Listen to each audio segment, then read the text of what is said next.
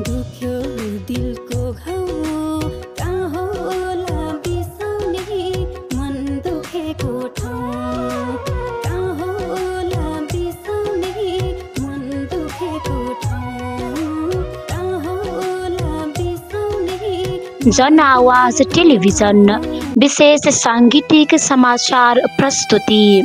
समाचारको शीर्षक दुख्यो दिलको घाउ, मन्सुने म्युजिकल फिल्म सार्वजनिक। नमस्कार दर्शक वृन्द, स्वागत छ जनआवाज टेलिभिजनको विशेष सांगीतिक कार्यक्रममा। म छु अनिता थापा मगर।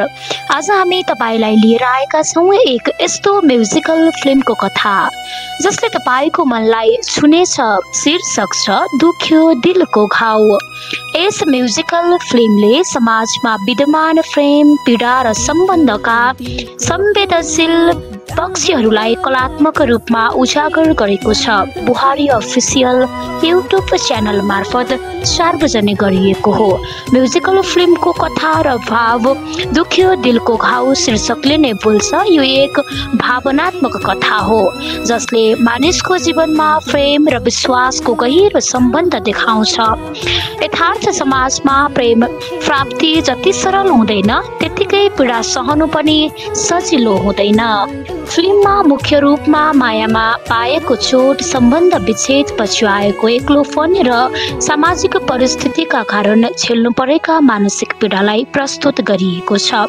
निर्माण पक्ष र प्राविधिक टिम यो म्युजिकल फिल्मको निर्देशन, सम्पादन, कलरिङ र समग्र दृश्य संयोजन अर्जुन खड्काले गरेका हुन्। उनको कलात्मक निर्देशनमा निर्माण भएको यो म्युजिकल फिल्म दर्शकका लागि गहिरो भावनात्मक अनुभूति दिने गरी तयार पारिएको छ। गीतमा स्वर दिएकी छिन् गायिका कमला खड्काले। मधुर र सशक्त आवाजकी धनी गायिका खड्काले गीतलाई भावनात्मक उचाइमा पुर्याएकी छिन्। शब्द तथा सङ्गीत रचना तिलक बस्नेतले गरेका हुन्। उनले गीतमा जीवनका गहिरा भावनाहरू समेटेका छन्।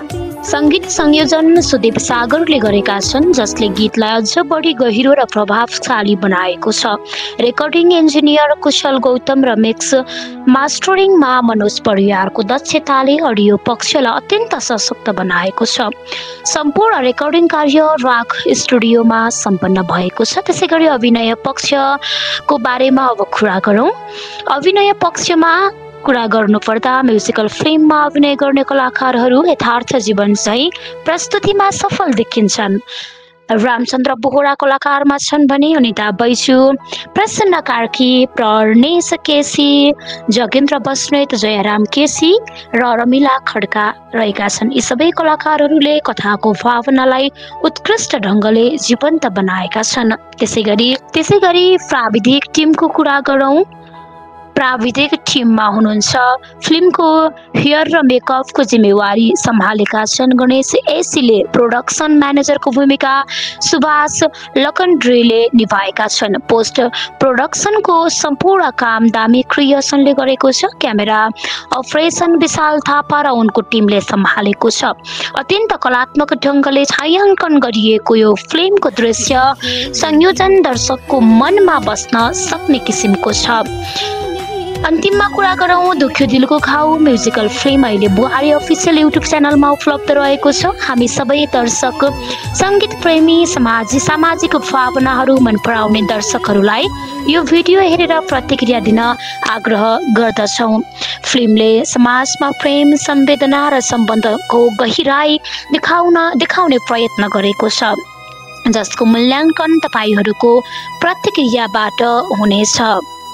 आदरणीय श्रोता, हामी अब चाहिँ साङ्गीतिक प्रस्तुतिको समापनमा आइसकेका छौँ। यस्तै साङ्गीतिक सृजनाहरूका साथ हामी फेरि आउनेछौँ अर्को कार्यक्रम लिएर।